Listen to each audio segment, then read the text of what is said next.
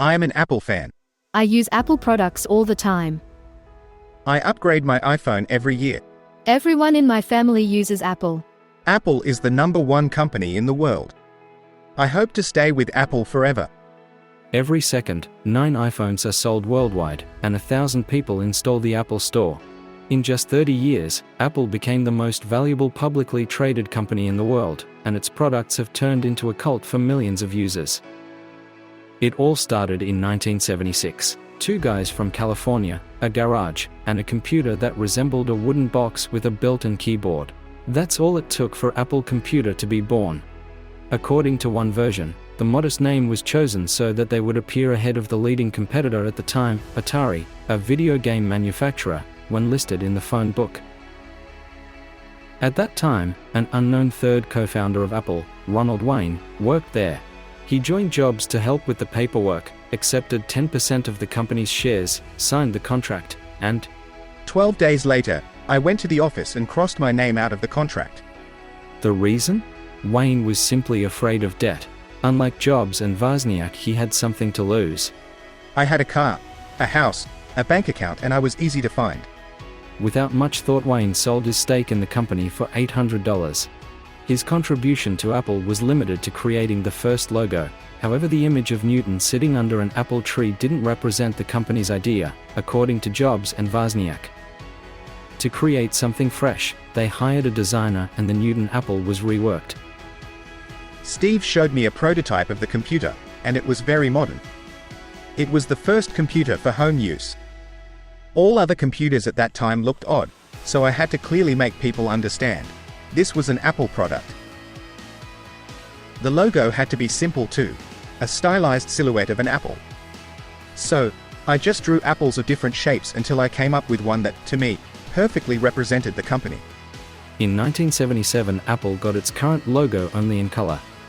And the bitten apple became the symbol of one of the leading global corporations. Why bitten? It's simple, so it wouldn't be confused with a tomato or a cherry. We always hoped to become a great company, known worldwide. And we felt that we could become it. We had an amazing product. But what it all turned into surpassed any expectations. Don't forget, when we founded Apple, the amount of memory required to store a single song cost around $1 million. The company's first product, the Apple I computer, developed by Wozniak and priced at $666, was not appreciated by users, but everything changed with the arrival of its successor. Apple II. Small, affordable and easy to use. Apple II was a product that could change the entire world. And we knew it. People didn't want computers in their homes. Computers were bulky servers that cost millions of dollars, performed various operations and analyzed sales. Who would want something like that at home? People wanted games for fun. The revolutionary Apple II increased the company's sales from $775,000 to $118 million in annual revenue in just 3 years. In total, more than 5 million units were sold. The next version, Apple III, like the Eliza computer, named after Jobs' daughter, sold poorly. They kept breaking down. Then came the Macintosh, which not only rehabilitated the company in the eyes of customers but also became a true breakthrough in computer technology. The new product was officially introduced on January 22, 1984, with an iconic commercial, now considered one of the greatest in marketing history. The ad, titled 1984, aired on CBS during the Super Bowl. It was directed by British filmmaker Ridley Scott. The concept was inspired by George Orwell's dystopia 1984. In the video, workers listen to a propaganda speech by Big Brother.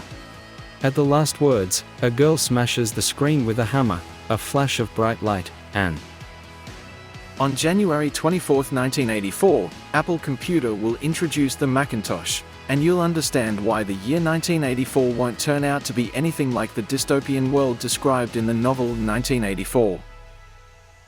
In Orwell's novel 1984, it is said that computers will become tools in the hands of large governments and corporations, acting like Big Brother and controlling us. Steve Jobs believed that computers would expand the capabilities of ordinary people.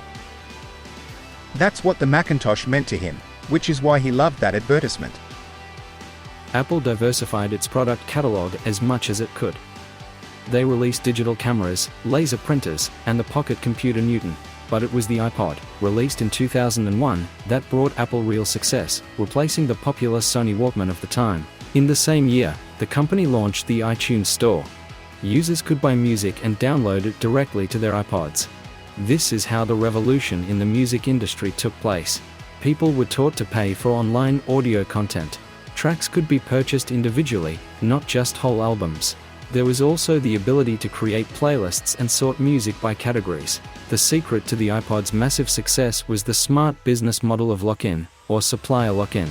The main idea was to offer a basic product at a low price and make money from additional products that would make the basic one incomplete without them. Apple cleverly turned this strategy around. Music was cheap, but the cost of the device itself was fairly high. We receive dozens of messages and letters. People write that iTunes is their favorite app on Windows. It's like giving a glass of ice-cold water to someone in hell. iTunes lasted for 18 years, until the summer of 2019. It was replaced by streaming services. The shift to these services alone increased the company's revenue by $11.5 billion in the first quarter of 2019. Apple TV, podcasts and Apple Music took the place of iTunes. It was with the launch of the latter, starting in 2015, that iTunes began to lose ground. Apple is now one of the most valuable companies in the world, worth over $700 billion. Last year, its market capitalization surpassed $1 trillion, for the first time among all global companies. Around the world, nearly 600 million people are using Apple products.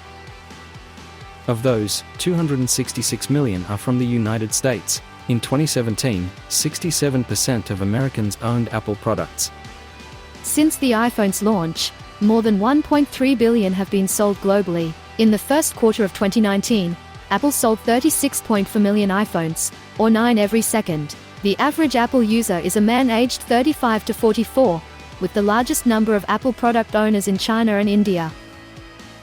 The United States ranks third, followed by Brazil, Russia and Indonesia. Apple employs 137,000 people worldwide, with 12,000 working at the headquarters in California. Apple Park, the company's 71-hectare headquarters, includes 60 buildings, stores, restaurants and a lake. Officially opened its doors in 2017. The construction cost $5 billion.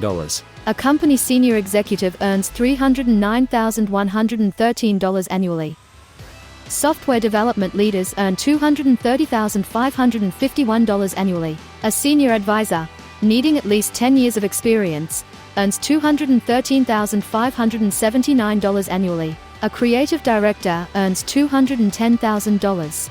A chief engineer developer earns $180,467 yearly, while a software manager earns $163,212, highlighting the role's responsibility and expertise. Apple is no longer seen as the company of dreams. The tech giant fell 35 spots in 2 years in the ranking of desirable workplaces, from 36th to 71st. One reason, seemingly unnoticed at first, is the lack of private offices. Yes, the open plan offices are lowering Apple's appeal in the eyes of employees. They complain about the lack of privacy, difficulty concentrating, and constant background noise, leading to reduced productivity. And this issue isn't new, at least in the US, where about 70% of offices are open plan. A layout intended to improve communication ends up working in the opposite direction. With everyone constantly wearing headphones, employees in the same office are more likely to communicate via messaging apps. Immediate assistance needed at Apple Park 1, Cupertino. A person hit a glass wall and seriously injured their head. They have a cut on their head and are disoriented. No, you're not mistaken. The overly clean glass doors at Apple Park have caused accidents. The problem has been addressed and all doors have been marked with special signage. This laptop, phone, tablet, and headphones together cost more than $3,500. That's the equivalent of 2.5 months' rent for the average American. Apple's tech is certainly not cheap. In fact, the prices keep rising each year. The first iPhone in 2007 cost $499. The iPhone 11 Pro costs over $1,000. Why do people agree to pay so much for Apple products? The Americans even coined a special term for this phenomenon. Apple tax is a term that describes the extra money customers are willing to pay for Apple products. They pay even when other brands offer similar products at a much lower price. Apple successfully convinces people of the uniqueness of their products, essentially forcing them to upgrade their devices right after the new version is released, even if the old one still works. In 2016, people disposed of nearly 45 million tons of electronic devices. In 2021, this figure was expected to reach 52 million. It's a psychological tactic. The appearance of a new version makes people feel outdated. Simultaneously, the number of searches for glitchy iPhone increases after every Apple presentation, and the accusations are not without reason. The company indeed limits the capabilities and partially reduces the performance of older devices. They also skillfully change their design, colors and textures, hence the feeling of novelty. Today, I'll board a plane, and a man named Roy will search me during security. If I'm suspected of drunk driving, I will give blood for analysis. But stop, don't unlock my iPhone, it's sacred. The iPhone X should be called the iPhone Cross. We have a new religion called Apple. Our Jesus is Steve Jobs. We've broken free with this generation of innovations. Privacy and security are top priorities for Apple and essential factors for customers when purchasing. So, it's no surprise that the biggest scandals at Apple are related to privacy and data protection.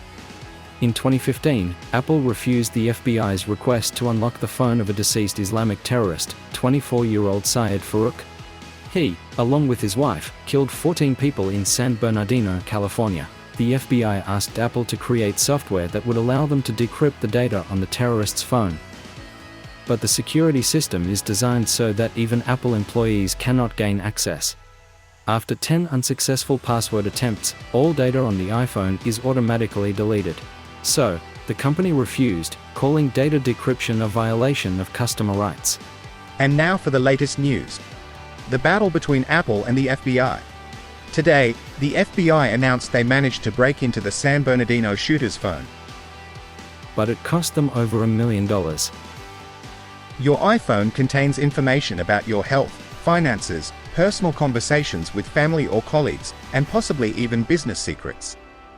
You should be fully capable of protecting this data. And the only reliable way to ensure its security is by encrypting it. Because if there's any possible way to access it, rest assured, there will always be someone who will find a way. We were asked to create a so-called backdoor, but if we do that, anyone could use it.